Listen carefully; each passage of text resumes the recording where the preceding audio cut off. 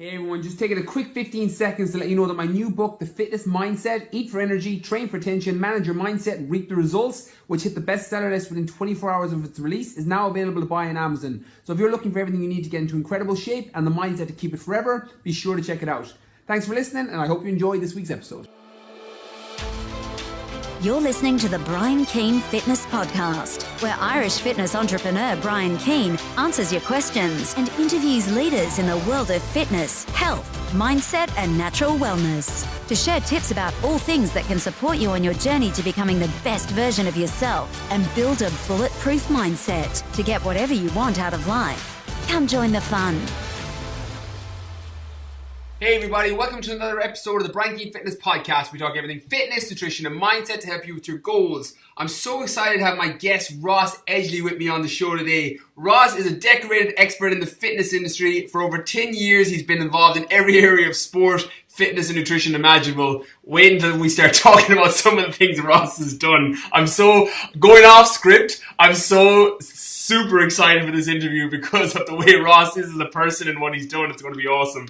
Anyways, back to talking about Ross. He started as an international athlete playing water polo for Great Britain, but later moved into the academics of sport and graduated from the world-renowned Loughborough University School of Sport and Exercise Science. Ross is a co-founder of sports nutrition company, The Protein Works, and writes for a range of publications, including Men's Health and Men's Fitness. On top of some crazy fitness challenges that we'll talk about later in the podcast and the one that he's currently doing, Ross famously did the world's strongest marathon where he ran 26.2 miles, pulling a 1,400 kilo Mini Cooper. Was it a Mini Cooper? To raise money for charity. Yeah. And his long-awaited book, The World's Fittest Book, which I've already pre-ordered. It's already on the bestseller list. If you haven't pre-ordered it, head over there now and do it. It's going to be a killer read. It's out next year. Ross, welcome to the show. Brian, you legend. That is the greatest introduction anyone's ever given me. Hey, thank you so much. Jokes aside, and I said this to you the other day, I think I've set a world record for the most podcasts of yours back to back. Honestly. So as you know, I'm swimming a lot at the moment. I'm doing like 14 hours in the pool. So I get so bored. So somebody bought me underwater headphones, and then when I'm not there, I'm on the bike. So as soon as we met, obviously about a month ago now, I started checking out. So I have listened to every one of your podcasts. It's amazing. I think that's my new world record. I love it. You're smashing them all over the place. Talk us through, before we get into your background and everything like that, talk us through what you're training for currently, and you're about to, by the time this airs, you'll have done and completed. But talk us through what you're doing next week. That's right. So we fly out tomorrow. Long strange story short, I'm planning to swim from St. Lucia to Martinique, so that's across the Caribbean, 40 kilometers, towing a 100-pound tree. Which tree, T-R-E-E, just for anyone else, because just to give a bit of context, he's not just swimming it, he's pulling a tree with him. Sorry, Ross, go on. Right, we probably need to explain it. So what it is, it's called Strongman Swimming, and it kind of evolved from last year when I did the world's first triathlon, which was an Olympic distance triathlon, carrying a 100-pound tree. And it was weird because the swim was enjoyable in a weird way because, swimming was kind of my background. So I came out of the water on the triathlon actually in a decent position. I was like, I've got this, podium finish. And my mate was like, no, you haven't. And I did. I came I was awful. Everybody overtook me on the bike and the run. But everyone afterwards was like, do you know what, Ross? Like the swim, you were quick. You were quick with the tree. So they said, look, why next year don't you explore that and see how far you can take it? So we did 10 kilometers in Windermere, which was cool. And again, that was all right. And then 20 kilometers in Loch Lomond, which was a little bit cold, but it was all right. And then now it's going to culminate next week.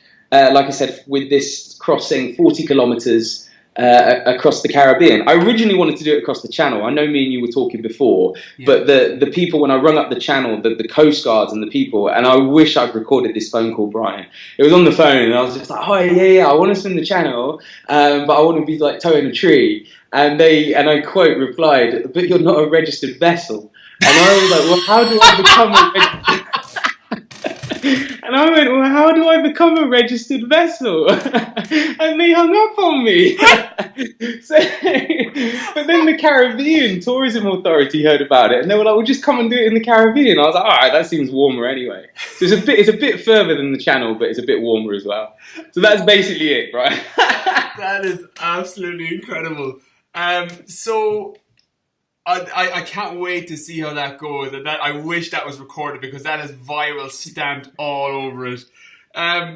I don't even know where to start, because you've got so many areas that you've conquered in terms of the things you've done in fitness. What kind of got you into it first? I know swimming is your background. Talk us through what got you into fitness in the first place. Yeah, I think all of my family. So my granddad was a great marathon runner, and my dad's a tennis coach. My mum's a sprinter. Older brother's a football player. Younger brother does capoeira. So we're just like at Sunday dinner, around the Edgley household. If you don't play sport, or you don't talk about sport, you'll just be like, what is everyone talking about? So that was kind of the background. But I think, and honestly, Brian, I'm more excited about this podcast than you, because I want to quiz you on what you're about to. Have you announced it, by the way? Are we because I've been telling everybody. I announced it that when I did my first 2 kilometers at the end of my workout at the end of August, and I was like, fucked after 2 kilometers. I was just saying to you before we started recording that I'm up to 30k now. I'll be up to 45k by the time this goes out. I'm increasing it 5k every week. And the first few weeks where I was going 2k, 3k, 4k at the end of workouts is harder than now. Like that initial start, because as you said, I'm just going to give a little bit of context to how you look for anyone that's listening and hasn't seen your photo on my social media yet. Ross is hinch. The dude is jacked. He looks like he's just stepped off a bodybuilding stage. And he's just got this endurance for swimming, for running. It's ridiculous. Just to give a little bit of context for as we go on for the rest of this. But even just to give context to people that know what I look like, bodybuilder shape, the first 2, 3, 4 kilometers nearly killed me. But it's funny, when you push past that, now 20, 30, even going into 40 kilometers, not a problem. It's conditioning the heat. The Marathon des Sables. That for those of you that are new listening, the Marathon des Sables, 256 kilometers self-sufficient race to the Sahara Desert in Morocco, doing next year. It's nothing to what Ross does, but it's different. For those listening, Brian's massively underplaying it. Why do you call him? So it is considered, it's widely been dubbed the world's hardest endurance race. So so when Brian first told me about it, I think that's why me and you bonded, probably, because it was just, I was like, you're doing what? You're amazing. And then we just started. I mean, we were at this rugby event, we were meant to be coaching and working, and me and Brian just went off and we started. But what me and Brian started to do, and to answer your question, we both started to deconstruct each sport and sort of just systematically see how you can do it. Now, you made a very good point earlier, which is like running. It's a primitive movement pattern that, we're all kind of born innately to do it. And what's so nice is how you strip back training. So Hans Selye, 1936, he came out with the Law of Adaptation, which was just, he basically he took loads of lab rats, gave them a lethal dose of poison, and those rats, they died. And then, but what he found was by giving these rats a little bit of poison, a little bit, they built up an intolerance to it. And then all of a sudden, they were given that same lethal dose of poison, but they built up a resistance to it. So from that, way back in 1936, we now understand training is just the same. It's stress and stimuli. So I think too often people are looking for magic pills or these elaborate training routines. And what I love what you're doing, Brian, and I love it, and I tell everybody about it, is, you are just chilling out there in Ireland. Do you know what I mean? And you're just and you are going to experience stress and stimuli, heat, endurance, lactic threshold, VO2, your lungs are going to be burning, all of these things. And the only way to do that is just to systematically do 2 kilometers, turn that 2 into 4, turn that 4 into 8, and then just do it. And that's what I think too many people get caught up in, the detail. It's like, make fitness as complicated as it needs to be, not as complicated as it has is often made to be. Yeah. And this is what's amazing about you, that when you do it, it's just, you will line up and know that you've got that mileage in your legs. And I think that's why me and you got on so well, and still do, because every time we catch up, you're just, and it goes for everybody as well. I think in fitness, pick a goal and then just work backwards and deconstruct how you get there. But ultimately, it will always boil down to this idea of progressive overload, just doing more than you did last week, and just making peace with the fact you need stress and stimuli to adapt. We've known that since 1936, like I said, Hans Selye.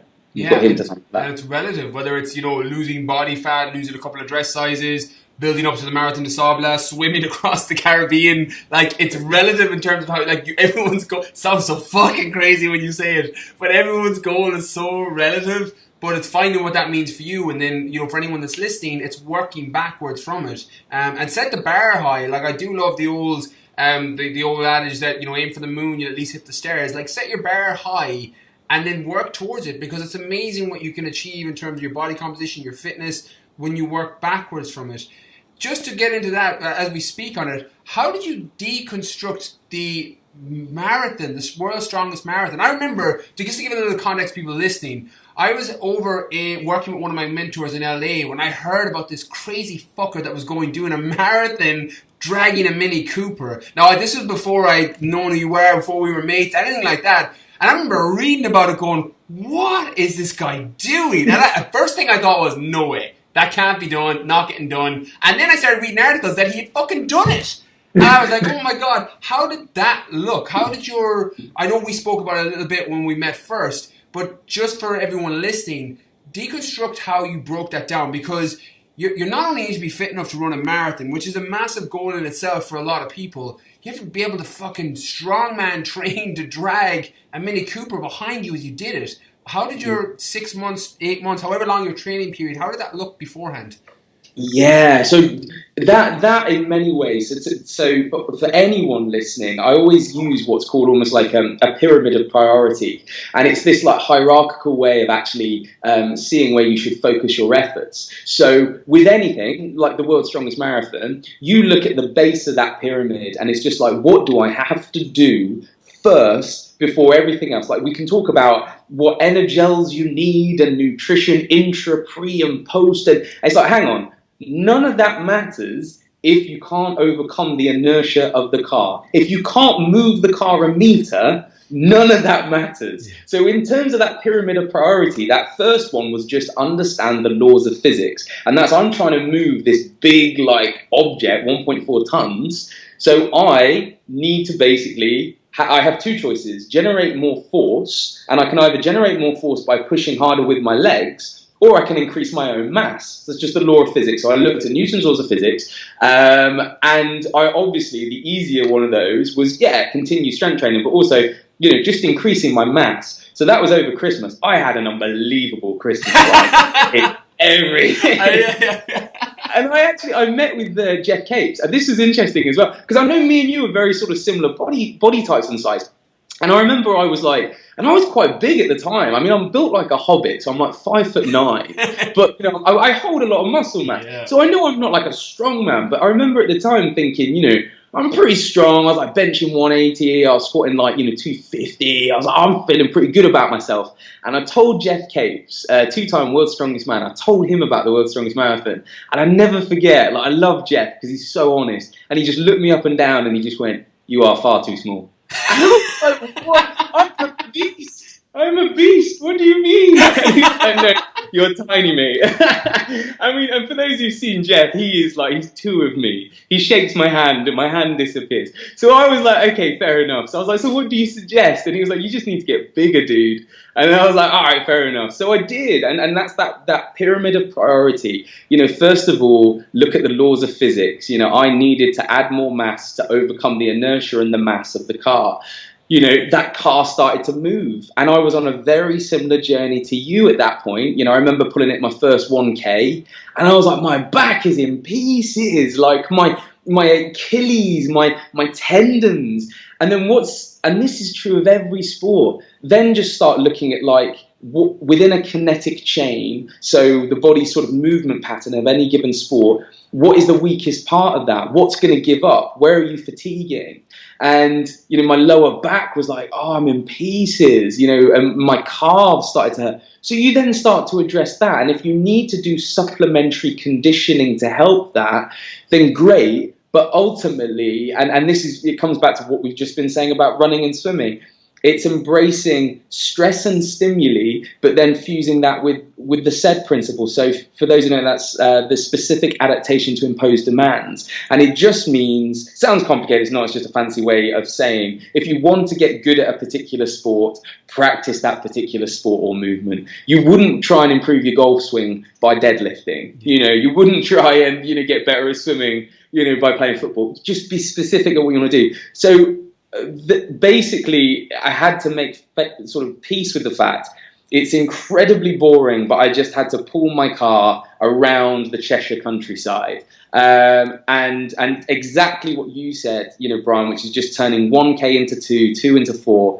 But on that note, and one thing that's very interesting is a lot of people said to me, oh, how are you feeling after each session? I bet you're in pieces. I bet you hurt. But what's interesting is pulling a car is very similar to a sled drag or a sled push. So, and I'm going to try not to go on too much about the sport science, but basically you have different forms of muscle contraction. So when your muscle is in tension but it's shortening, that is concentric. So that's like the upward phase of a bicep curl. And when it's an eccentric phase, it means it's in tension but it's lengthening, and that's like the eccentric phase, the lowering phase of a bicep curl. Now, solely looking at the concentric phase of any movement pattern, if you only emphasize the concentric phase, you can actually, one, increase work capacity, but then two, you prevent and reduce the amount of muscle damage that you're actually producing to the body and the stress on the central nervous system. So that can mean only performing the upward phase of a deadlift and then drop the weight. Everyone tells you don't drop the weight, but no, drop it. And then if anyone says, why are you dropping your weight? You could say, I don't want to do the eccentric phase because I want to be fresh for the next day and I don't want to stress my central nervous system. So there is a legitimate use to it. But with a sled drag and pull in a car, you're only ever, if you can imagine your legs moving, you're only ever concentrically contracting. So the weird thing is my rate of recovery was much smaller than a lot of people believe. And this is what I always say. People go, whoa, you ran 26.2 miles pulling a 1.4 ton car. I was like, but yeah, in terms of physiology and biomechanics, when you understand that concentric contractions don't produce as much stress to your central nervous system as muscle and your muscles, it's not actually that bad. And people go, no. And I'm like, no, honestly. And you're so humble, man. Because I would literally be like, I would tell everyone I met for the next fucking 70 years. I'm like, yeah, fucking 1.4 ton marathon. Yeah, me right here. And that's what I love, that you can, when you tell people, I mean, I was running again the very next day, and I just did 10K just because I was really interested to see how my body felt. And it's really nice that when you can remove the stigma and the restrictions in some people's heads, that they go, oh, okay, I never thought about it like that. And genuinely, it's exactly the same with you and what you're doing. If you can go and run the Marathon des Sables training in Ireland, if Ireland is your training camp, I'm like, well, then that's unbelievable. Like, then what, you know, that's amazing. But yeah, so sorry, that's a long-winded answer. Sorry, no, but that's an awesome answer. That's I love that, and it shows that a lot of the fear or limitation we have can sometimes be broken down by understanding the sports science or understanding the actual, because normally the things we fear in all areas of life come from a lack of understanding. You know, a fear of the gym, fear of anxiety, fear of relationship, fear of whatever channel that is, can sometimes just come from a lack of understanding. And even as you say it there, if I was to, for example, it makes you think in your own head, okay, if I break it down and understand what's going on concentrically, that's what I'm loading, I'm going to recover better and I can train, build up more mass, the laws of physics. When you break all that down, it just makes it so, it's not achievable because fucking, it's not an easy thing, but it makes it less daunting, which I think is an amazing thing because that translates into all areas of life. You're right. And that was what I mean. As you know, I started this year running 30 marathons in 30 days. Right here, actually, there was a treadmill set up in the kitchen. Yeah, I was following that. And it was all just to trial different sorts of foods. But what was so nice is people were like, "Oh, I've always wanted to run a marathon, but I don't think I could." And I'm like, "No, you absolutely could." As humans, we used to cover miles and miles. You had to, because otherwise you wouldn't eat. You wouldn't be able to. Primitively dating back to cavemen. Yeah. We were meant to cover a marathon. You absolutely, maybe not quick, maybe you're probably not going to go sub 3 hours, but you can absolutely do a marathon. And it comes back to what you said there, Brian, that when you deconstruct it and you say to people, okay, so what's your lactic threshold? What's your pace? And someone will be like, oh, it's this. And I'm like, okay, that's really slow, but that's absolutely fine. Yeah. That's what we're working with. Let's look at feeding strategies. Okay, we're going to be refeeding every 15 minutes. We're going to be taking on, and you can really break it down. And that's one of the nicest things that a lot of people have said, that having seen some of the weird stuff that I do, it kind of removes the stigma. A lot of people said, I always wanted to do a triathlon, but I always thought it was quite hard. But then I saw a guy do it with a tree, so I thought I'd give it a go. And it wasn't that hard.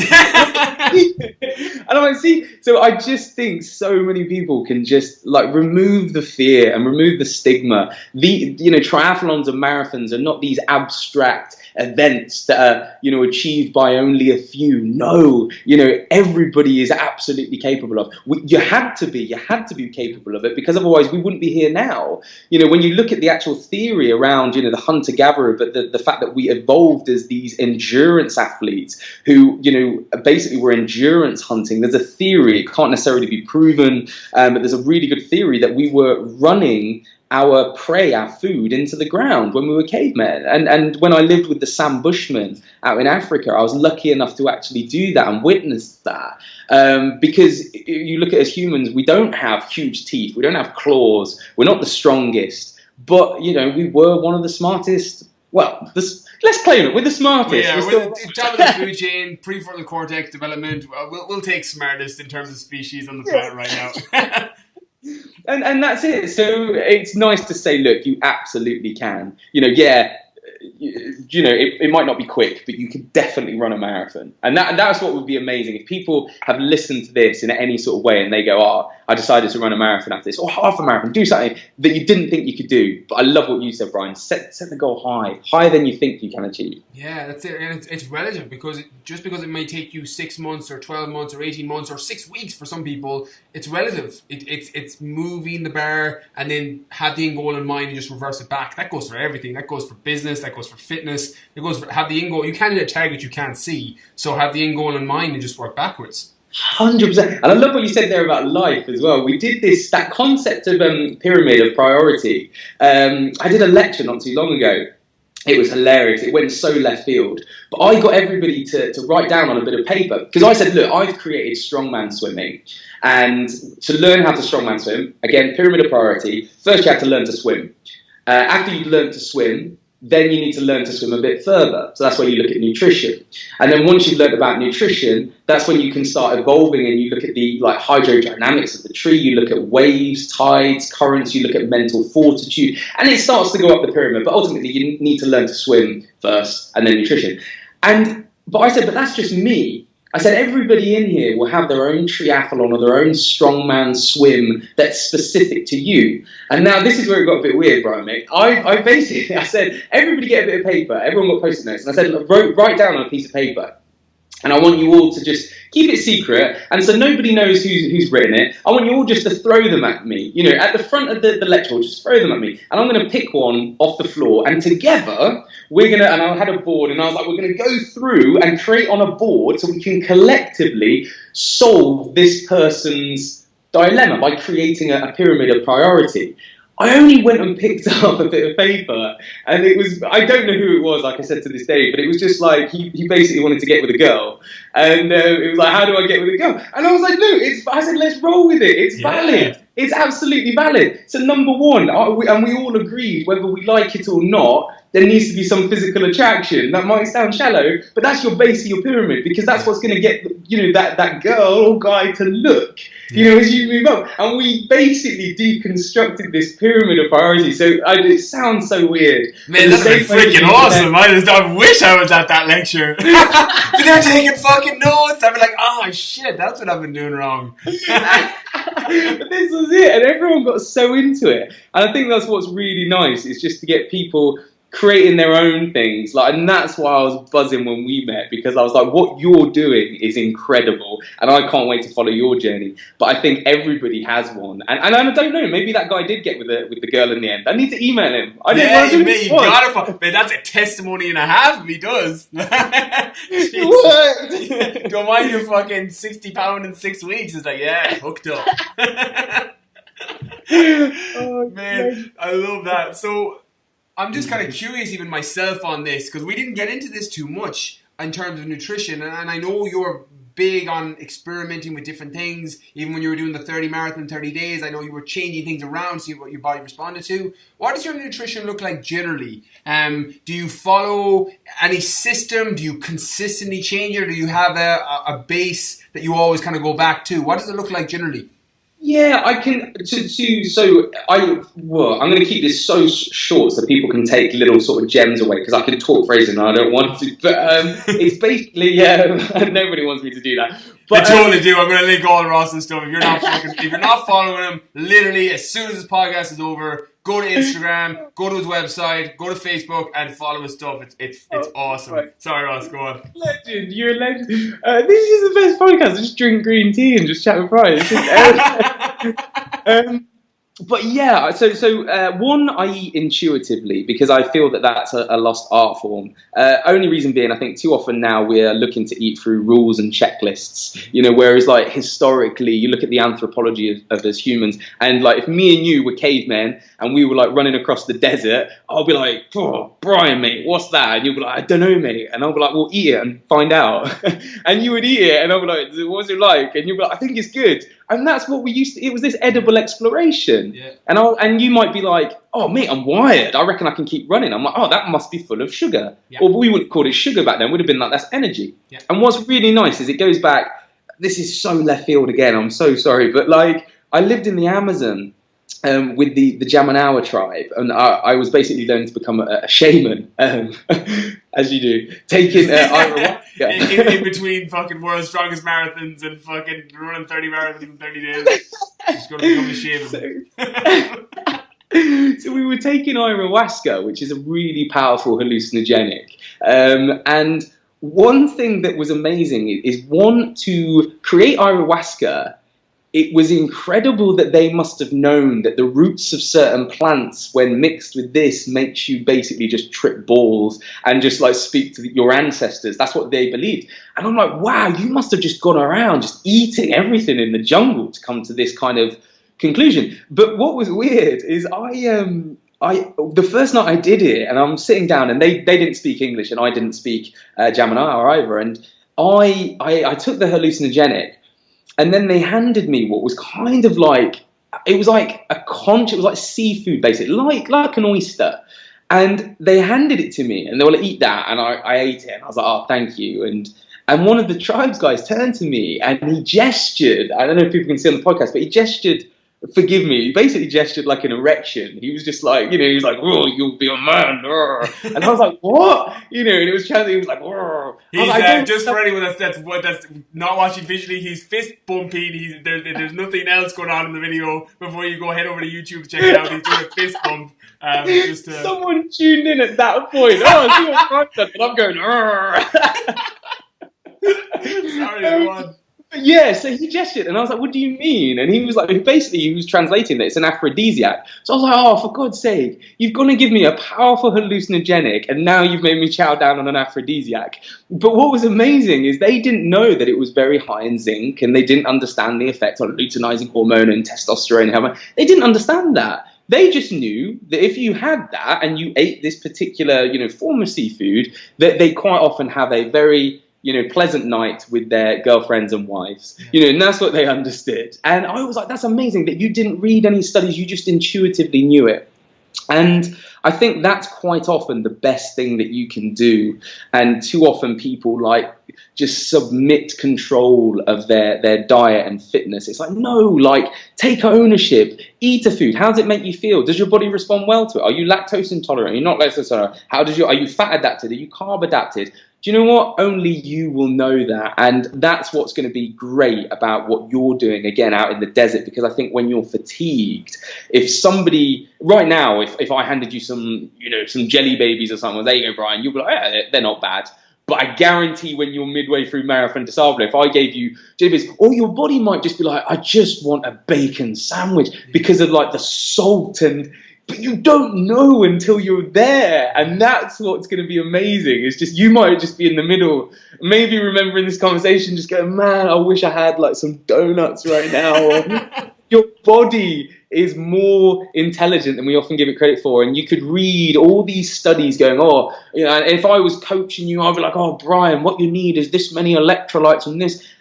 No, you can be like, Ross, I don't care what it says on your bit of paper, get me a bacon sandwich, and that's what will get you through it. And I know loads of people who have done, the Bob Graham, which is a famous, we were talking about this before, but a famous, for those who don't know, famous fell race. And it's basically 44 peaks in 24 hours, 66 miles, brutal. And I know many people who have done it on, fish and chips. It's like, why? And they're just like fish and chips? Argue if that's what your body runs well on, then so one, eat intuitively, but eat honestly as well. So some people go, what, that means I can just have fish and chips all day? And I'm like, well, no, be honest with yourself. And that's one thing that I find, to couple that intuition but with endurance training and also like strength training. You'll see a lot of people when they're trying to bulk up, and they'll just go on this like crazy 5,000 calorie surplus diet thinking that they're bulking up. And I'm like, if you're honest with yourself, you don't need those additional 5,000 calories. And exactly the same with nutrition and endurance. You see a lot of Ironman athletes, and they're just overeating digestively. They're there sat on the bike going, oh my God, what's going on? It's like, well, you were trying to compensate for a lack of fitness with more nutrition. You're only going to hold so many carbohydrates as muscle glycogen. So why did you have those additional 1,000 before? So yeah, eat intuitively and eat honestly, I think is one thing that I always preach. Yeah, I love that. I think that's amazing advice. It's funny you say that, because I actually did that at my first ever 10K. When I did Survival of the Fittest in London, it was just one of those obstacle course races out in the middle of London, probably about 6 years ago now. And I did no training first. And I'm like, 10K, easy. I was like, I've played sport, 10K, and I ate like 1,000 grams of carbs the day before, thinking, yeah, well, that'll do. Like, I felt sick for the first 5K. I'm like, that was a terrible idea. we all do. But there's nothing wrong with it. It's like trial and error. Yeah. And that's the thing. There's nothing wrong with it. Some of the best endurance athletes I know still get it wrong now. Yeah. Out in Kona, so the Ironman, that's just gone. And the humidity out there, it's a different beast. And some people would have performed amazing all season and they just get it wrong. But also, to strip it back, it's the same with some people if your goal is just fat loss. So I'm just like, be so honest with yourself. And I love what you said about sometimes just understanding what's going on inside the body. So like a lot of people, the biggest thing that I quite often get on my social media is people say towards the end of the day, they'll start reaching for the cookie jar or the ice cream. And I'm like, well, when does this usually happen? Oh, towards the end of the week, I get a bit tired. I'm like, you're tired. Okay, so you're tired. Brilliant. So what? And you're reaching for sugary food. You've got an appetite. And they're like, yes. I'm like, brilliant. Okay, we're getting somewhere. That is a biological signal that your body's trying to tell you you're deficient in something. Now, too often, I think the media says like battle cravings, combat cravings. I'm like, why are you battling them? That's your body trying to tell you something. Listen to it. Don't battle it. And if you are tired, it might be ghrelin, leptin, two hormones that basically exist in a tug of war in your stomach. They will just be completely out of whack when you're tired. So it's inevitable that you're reaching for the cookie jar. Not because you lack discipline, just because your body's going, we are tired. Go and get a cookie. That'll make us feel better. Yeah. And so just understanding that, like I said, intuitively, but also honestly, with a certain amount of education, when 7 or 8 o'clock hits and you might put Netflix on and you're chilling out and you're like, oh, I could do with some ice cream right now. Just say, do you need some ice cream? Yeah. And then we were talking about it in detail as well. Freud, says that, I can't remember the exact, it was like 80% of human actions are completely unconscious, that we will just go and before we know it, we've opened the fridge and we're there and we're chowing down on some ice cream and, oh God, what's happened? I didn't know I was doing it. Yeah, you didn't know you were doing it because we're creatures of habit. And you need to be so honest and sort of, in the moment to go, do I actually need ice cream? Is that what I want, or am I tired? I think I'm tired. I should go to bed. Yeah. And when you start, I still do that now. Yeah. I still do that now. But now I've got that state of mind where I go, be honest with yourself, Ross. And then it makes no difference. It doesn't matter what journey you're on. If you are Brian, halfway through the Marathon des Sables, thinking, do I need, some jelly babies or a bacon sandwich? What do I need? Because the decision that I make now will have a profound impact on the rest of the race. Or are you someone who's just chilling and had a crazy week at work, and on Friday their body is still sending them the same biological signals that it's sending to Brian midway through the Marathon des Sables? It's just so happens that I'm sitting on the sofa. It's the same thing. Yeah. It's the same biological signal that you need to start to understand to listen to your body. And I love it, because the truth is, it's not about beating yourself up for feeling that way, because as you said, it's a direct feedback on what's going on in your body, and use that. Whereas, as you said, sometimes the media and different things can be like, battle the cravings, this is what you need to do. And again, I've been a victim of this in the past, where I'd be like, right, do this, because this is why you've got cravings. Sometimes it's just listen to your body and figure out, okay, well, what's going on? There's a feedback here, a feedback loop. Is it environmental? Is it something to do with your nutrition? Is it because you didn't sleep well enough the night before? What is it that's going on? And then just put plans in place, because, as Aristotle said, we are what we repeatedly do. So it's about creating the habits and the right daily habits around, and then factoring it in. Have your ice cream and have your thing and watch Netflix. Life's about fucking the things that you enjoy, just don't be a slave to it if something else is going on. It might, as you said, just taking ownership of the situation, being realize, do I really need the ice cream? Brian, do you really need that extra tub of Ben and Jerry's? Probably not. You just made a great point, and I love that. That it's just, and I said this when we caught up. What I love about you break it down, you make things so accessible. Because I think too often people in nutrition, I'm guilty sometimes because of my sports science background. I've been indoctrinated, so I use these long words, and people go, "What do you mean?" Whereas you just remove that, and it's brilliant. We were talking to Einstein. If you can't explain it to your grandma, you don't know it well enough, and you know it, and that's what I love about you. But sorry, I digress. One thing that you just made a point there, which was just adherence. So we were talking about International Journal of Obesity, 2008, a huge meta study, a study of thousands of studies, and they wanted to find the single best diet for fat loss. So as you can imagine, everyone was on tenterhooks. Everyone wanted to know, is it Atkins? Is it South Beach? What do I need to do? Do I need to go keto? Let me know. And what they found, and I quote, weight loss was highest in those most adherent. So all that they found was the diet didn't matter. Yeah. Sticking to it did. Yeah. And on that note, it's just like, do you know what? Tub of ice cream. People sometimes look at me going out and they say, what's the best food to lose fat? I'm like, I'm like, cupcakes. I like cupcakes.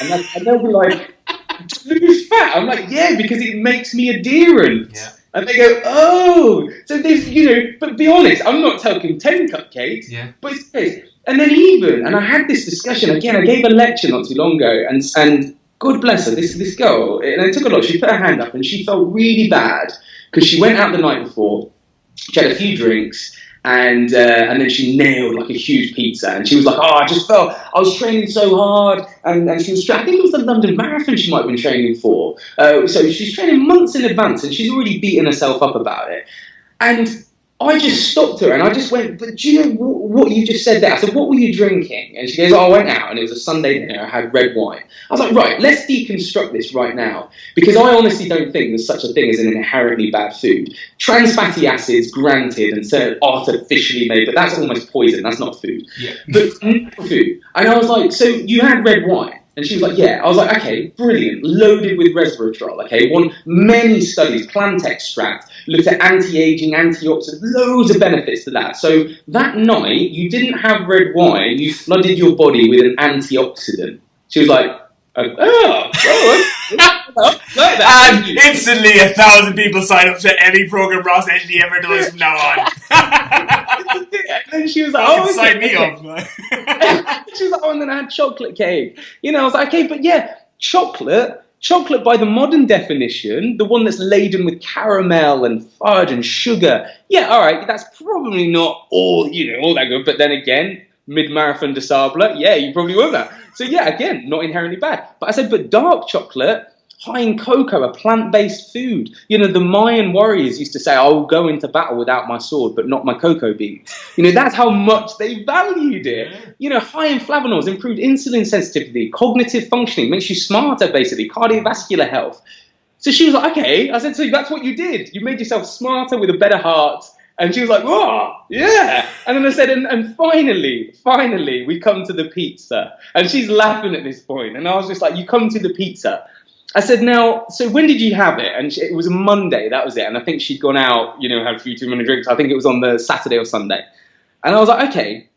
I said, now, if you ran a marathon today, or even a half marathon, she goes, yeah. I said, would that pizza that you had on Saturday night, would that be considered a cheat meal with all the stigma attached to it that you're clearly feeling bad about right now? Or would it be carb loading, which is a sports nutrition protocol that's been around years and years and years? And she was just like, well, I guess it would be carb loading. I was like, right. So if you go home now, tonight, and you go for a run, you can feel pretty good about yourself that you loaded your body with antioxidants, the red wine, had something that improves cardiovascular health and cognitive functioning, dark chocolate, and you were just carb loading, essentially. And she was just like, yeah. And I was like, right, go and get your shoes and go and smash her up. And you could see, like, this weight was lifted off her shoulder. And I was like, but do you know what? It's all in your head. No food's inherently bad. And when people beat themselves up, I'm just like, don't. Because I saw you nailing the dark chocolate at the rugby. I was like, yes. Yeah. Because you understand. But no one came over to you and went, oh, Brian, having a cheat meal? You were like, no, it's dark chocolate. I'm having a plant-based food. An apple, would you? Yeah. So it's all in your head. In a lot of people's head. And all I say is just refuse to be dictated to by, like, the media, but other people, like, making you feel bad about it. And, sorry, long answer. I love it, because the irony of that is the stress and cortisol that was probably circulating through her bodies, through stressing herself out, was doing her way more damage than the fucking food she ate. Yes, that's exactly. So now people are now looking at behavioural science, because it's just like, we know how to lose weight. Just create a calorie deficit, to put it very bluntly. But yeah, macronutrients, micronutrients, and it can go on. But essentially, if you're in a calorie deficit, you'll lose weight. So everybody, we've known about it. Benjamin Franklin, to like lengthen thy life, lessen thy meals. Yeah. He knew, and we've known it for years. So that's not the hard part. Sticking to it is behavioural science. And it's only just now that we're going, oh, hang on, we know how to lose weight. Let's teach people to actually stick to it. Adherence. And you're right, Brian, mate. Those people who are beating themselves up, and I'm just like, You've not done anything wrong. You've not done anything wrong at all. And those restrictive diets are just so counterintuitive. You end up on a binge. But if you just allow yourself not even allow yourself, quite often post-workout, I'll just nail like dark chocolate and I'll mix it in a bowl of like oats and warm it up with like yogurt, and it just tastes unbelievable. And so then when someone says, do you want a dessert? I'm like, kind of just have one. I'll have another one if you want. Yeah. Yeah. But that's it, like I've regularly saying on the podcast and on different platforms that the best nutritional plan is the one fits into your lifestyle with foods you enjoy, is in alignment with your goals. Like, it's not this one or that one or this is the one size. Because the truth is, if there was one diet that works for everybody, like the fucking study, everybody would do that diet and everyone would look the way they wanted to look. It's about finding what works for each person. And then, as you said, and I've done this, I've been a victim of that, binging on food and then feeling really crap about yourself for 2-3 days after. And that's stress and cortisol. That's way fucking worse than the extra 500 calories you ate. Like, yeah. But you made a good point then, which was just like, the best diet in the world on paper is useless if you can't follow it. I could write a fantastic one, and I'll be like, there you go. What do you think to that? You're like, Ross, I need help with the marathon to start. Like, right, Brian, no worry, mate, I've got it. And I'll write you out this amazing plan. And all of a sudden, you pick it up and you're buzzing because you're like, oh, Ross has written me a plan. And you look at it and you're just like, what? I don't, but you know, I don't know. I could put something weird in there. Like, I'm trying to think of something weird that you put. Just anything that you don't like. I could be like, right, you're going to have 200 grams of rice cakes. You'd be like, but I don't like rice cakes, right? Oh, well, that diet's going to be useless for you, isn't it? Or like, I mean, I love dairy. I love like natural yogurt. But if someone was lactose intolerant, and I'm like, this is the best diet in the world. They're like, they'll be trying to follow it with their digestive system going, why do you hate me so much? It's just like, it makes no sense. So you're so right. The best things so often when creating a diet is just go, what do you like? And people go, quite like, you know, or this is a good one. I always say to people in lectures, I'm like, you know, are you carb adapted or are you fat adapted? 2, energy yielding macronutrients. And they'll go, I don't know. I don't know. It sounds complicated. I'm like, it's not complicated. If I woke you up in the morning with breakfast in bed, sounds a bit odd, but stick with me. If I woke you up, breakfast in bed, what would you want me to wake you up with? Big bowl of like, you know, oats with like natural honey drizzled on, or like, freshly baked bread, you know, like granary bread. And I'm selling it to them like this. I'm like, do you like that? And they're like, no. I'm like, all right, then cool. But what about like, you know, peanut butter and, you know, with like, avocados, spring, and then I'll start naming all of these fat sources and they go, yeah, that one. You know, or they might be carb adapted. I'm like, brilliant. Then that's your taste buds telling you something. Yeah. So if you are carb adapted and you love carbs, you know, so often it's like, carbs are bad. But I'm like, if you're carb adapted, then don't go and try and achieve ketosis and go fat adapted. It will only end in disaster. And identify that before you start. 100%. I love that. That's something similar that I do. I actually think I'm going to use that though, just because I love that, the imagery of the 2 meals. I'm like, oh, fucking getting hungry. But what I normally tell people, if like you want to find if you're carb or fat adapted, like try dropping your carbs down for 3 or 4 days and see how you feel. If I drop my carb to 0 to 50 grams and I up my fats, I feel amazing. If I have 300 or 400 grams of carbs, I feel bloated, I feel sluggish, I feel watery. Now again, there's lots of different things that come into play there, but for the majority of the time, I know I'm more fat adapted that way. And it's a very easy test because if you go low carb for 3-4 days and you feel incredible, you're probably fat adapted. If you feel like a zombie and you can't even hold a conversation with your friends, you're probably carb adapted. You're so right. And no one will know. You can do tests and you can do all sorts, but ultimately, you know, you are your best expert. You know, that's a simple, and you're right. That's another test that sometimes, again, I'll say, like during a lecture, I said, right, everybody, if I all gave that law of biological individuality, you know, we're all more different than we are alike. You just said it. If me and you, Brian, sat down and we ate exactly the same bowl of porridge with everything down to the milligram, we would assimilate it completely differently. Yeah. And sometimes it's just as simple as you said. If I gave everybody in this lecture, I sat there and I was like, if I gave you all a massive bowl of porridge, and I held up this bowl of porridge to show everyone, it was huge, it's what I eat during my swims. I was like, how would you all feel? Put your hand up if you'd all just feel pumped and full of energy and you'd want to come run with me.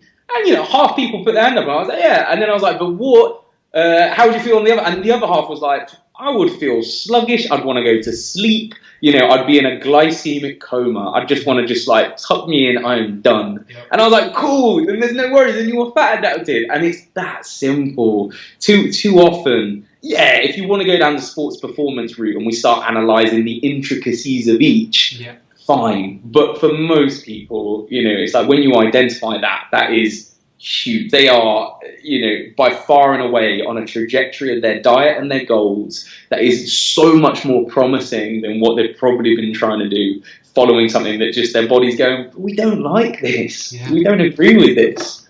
That lends to so much adherence because you feel so much better when you know which one you work better off.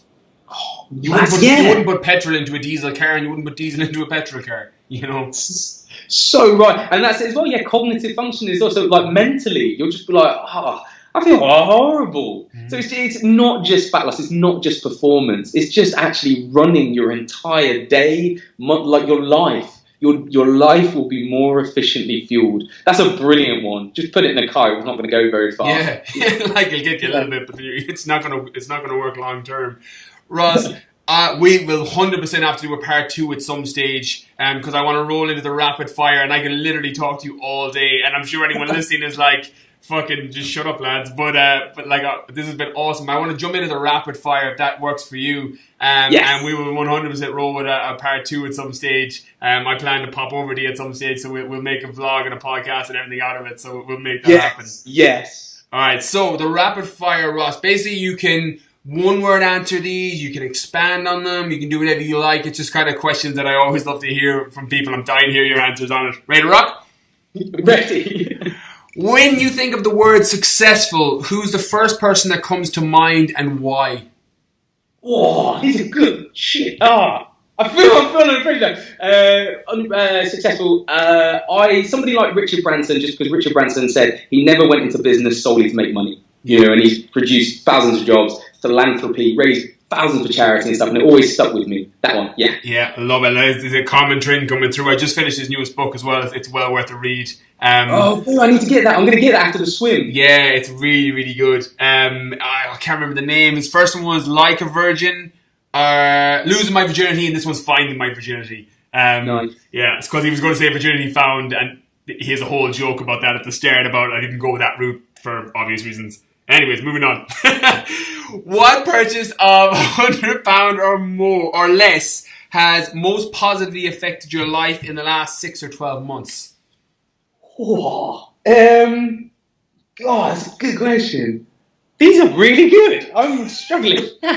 So, for example, I've got a couple of things that I love. I'm a notoriously poor sleeper, so I bought some blue light blocking glasses because I'm really bad for going on my phone and iPad late at night, just replying to emails, things like that. And I bought blue light blocking glasses just to kind of put them on at night time, and it's massively helped my sleep. It cost me like €40. And if they broke tomorrow, I'd order another pair, just to kind of give you an idea. So anything like that. It could be even a book, anything of £100 or less that's most positively affected your life. This is going to sound so weird, but I bought lots of rope that doesn't chafe as much when I'm swimming. But it's actually changed my life this month because I was getting really bad chafing. And then for those who see, you saw, Brian, my neck when I was swimming for my first ever. They said it was the worst wetsuit chafing they'd ever seen in the Great Swim. So chafing's a real issue for me. So that's changed my life.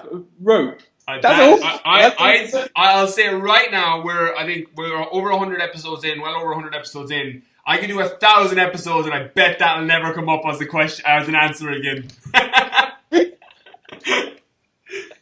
love it. All right, next one. Do you have a quote you live your life by or think of often?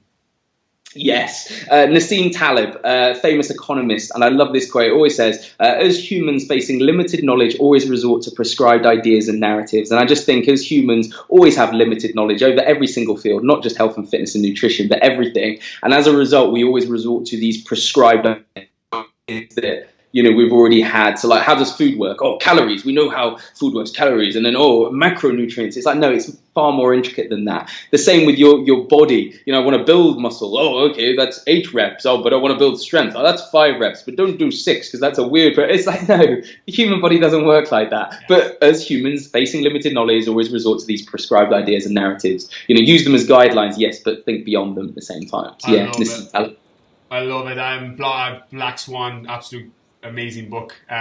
Yes. Yeah, I'm on to Anti-Fragile now. I started reading Anti-Fragile, so that's the next Nassim Taleb book that I've got. Oh, so, you're way ahead of me. I'm back in kindergarten. I'm still way back. It's good, man. Really, really good. Love it. What book, besides obviously your own one that's coming out next year, which actually I would like to touch on just at the end of the episode, we'll come to it, just because I personally, I've pre-ordered it, been fucking dying for this book for ages, so we'll talk on that at the end just briefly, and then hopefully when it comes out next year, we'll roll a part 2, and we'll go into way more detail on it. But what book do you think everyone on the planet would benefit from reading? So not necessarily your favorite book, but what one do you think a lot of people would benefit from reading? Felix Dennis, who started Dennis Publishing, and I think it is How to Get Rich. I think it's called that, which is just this really blunt title. But don't let that put you off. Only reason being, so those who don't know about Felix Dennis, he's died now, unfortunately, but he started Dennis Publishing, one of Britain's richest self-made. I'm pretty sure he was a billionaire. He was a billionaire when he died, yeah. Oh, and he was amazing because the book was written when he'd made all of his money. So it's been written void of any marketing. Like, he didn't need the money at all. So it's just so honest. And there's little bits in there, and he just, like, this is how honest he is. He's there saying, there's a paragraph in there, and he says, people tell you that drugs are really bad, and they're horrible, and they're, he goes, they're not, they're brilliant, but they'll kill you. That's the problem. And you're like, what? Yeah. And he's just so honest. And then I'm not condoning it in any way. He then talks about, like, prostitutes and this life that he's lived, but he's just so honest. And you just feel that you are, like, really listening to a man who's lived, done everything right and wrong, but he's just, like, laying it all bare in this book where he doesn't need the money. He's not trying to sell you anything. And I think when he was writing it, I get the impression, and certainly later, I think it was throat cancer that he died from, but don't quote me on that, but he was really sort of philosophical looking back on his life. And, he was a billionaire. He was so rich. And one bit in there, and he said, if you're reading this and, you're young, know that you have the greatest gift. I would trade every penny I have right now to be in your shoes, because you will have so much opportunity. And you just read it and you're just like, wow, this is a guy who's lived, and he's just really sort of this is his parting gift to the world in a weird way. It's a really good book. It's an amazing book. I absolutely love that book. And anyone listening, the audiobook, I think he reads the audiobook. Don't quote me on that, but it feels like you're sitting in on somebody that's had an incredible life, and you're just listening to them in conversation. That's how, like, I got through that book, and I think it took me a day and a half. It just felt like it felt like he was there speaking to you. And it's not, there's a lot of good tips in there on money and things like that, but it's more about how to get rich in life in all areas. And I did particularly like we said this at the rugby when we met first. I love the quote that he's like, if you can fly it, float it, or fuck it, you need to rent it. It's true. He's just, he's just raw. He's so honest. And you're right. You feel like you're chatting to somebody and they're just like your mate, and they're just being so honest. And that's what's really refreshing about that book. I've read a lot of books, and a lot of time there's a bit of an agenda and everything. Yeah. Whereas with that one, I'm like, wow, that's honest. Yeah, absolutely. I love it. Okay, last one. And then I want to touch a little bit on your book, just to kind of give a bit of a seed on that from my own selfish finding out about it. How has a failure or an apparent failure set you up for a later success? Or do you have a favourite failure of yours in any area of life? It might be, academic, it could be fitness, it could be relationship, whatever it is, any area, any particular failure that you like, that you learned from and came out the other side of. Yeah, I think swimming has probably got to be it. So swimming was my first sport, and I was kind of knocking on international level, like, sort of Olympic sort of squad. And my coach was just, for those who don't know, like I said, I am built like a hobbit. I'm 5'9" on a good day. Dude, you're fucking jacked, man. Like, I'm gonna put up photos of him. You've been really modest here. For anyone that's listening and hasn't seen it, the dude is fucking jacked. And my coach was just like, look, Ross, unless you grow another foot, it's not going to happen. I was lining up on the starting blocks against people like Michael Phelps' size, and I was just at such a disadvantage. So, I think the failure was the fact that I was like, oh, okay, fair enough. And I left sport. I left swimming for so long, and I went into other sports and everything. And I think that's why, certainly this strongman swim, in a few days' time now, if I am able to cross the Caribbean, in a sort of selfish way, it will be me sort of saying, swimming was my first love, and it doesn't matter, that I have tiny limbs, I can still swim across the Caribbean. Yeah. And that will be quite nice. One, for myself, but also, if there is a small vertically challenged kid sort of listening to this at some point going, oh, maybe I can do that as well. They don't, not necessarily give up, but I was just like, well, the coach knows best and stuff. And I went into water polo and I played, that for Great Britain instead. But, it was swimming's a love of mine and stuff. So yeah, but it's helped me because I've gone into other things now. But at the time, it was a failure of mine that I never really represented Great Britain for swimming. So yeah. I love it. Awesome failure. Okay, before I tell everyone where to find out more about you, and I'll be linking everything across in the show notes and on my social media, talk to me about the book. This has been a long time coming. You don't go too much into it because next year it's out. We'll do a part 2 and we'll talk. But give us a bit of a brief background on the taster, so we can ramp up those pre-orders because this book's going to be freaking awesome. Bless you. No, see, you're so right. I mean, I'm going to keep this so short because I get crazy passionate about it. But it's been 10 years in the making, and it's not. This is one thing that I said. It's not necessarily about me. So although it talks about all the adventures and world records, and there is a systematic way to run your body. So everything that we talked about there, the pyramid of priority. But there's also this systematic bodies user guide in there that everyone will understand how to run their body after actually reading it. What I love about it, Michael Foucault, who I think I pronounced that right, he was a French poet, and he said, I'm not a guru. My job is to make windows where there were once walls. And I have been so lucky being at Loughborough University and traveling so much that I've got to learn speed principles with Linford Christie, 100-meter world record champion. I've learned strength principles from Andy Bolton, first man to deadlift 1,000 pounds, 7-time world powerlifting champ. Jeff Capes, world's strongest man. The people that I've been so fortunate enough to learn from are just amazing. And I just think their sort of principles and teachings and needed to be put into this huge eclectic book because no one's ever done that. Everyone's always an expert in one field. But I always had this goal when I left university, over 10 years ago, to just create this book. And I set out to make the most comprehensive and eclectic fitness book ever written, which was a huge sort of bold statement. And it's taken me 10 years to do it. But now I'm sitting there and I'm reading it, and all the publishers, they commissioned 80,000 words, and I handed them 280,000, and they were like, that's not in the contract, you only had to write 80,000. I was like, I don't care what's in the contract, you don't understand, it's not about the contract, it's truly about leaving behind this literary legacy that everybody just sort of says.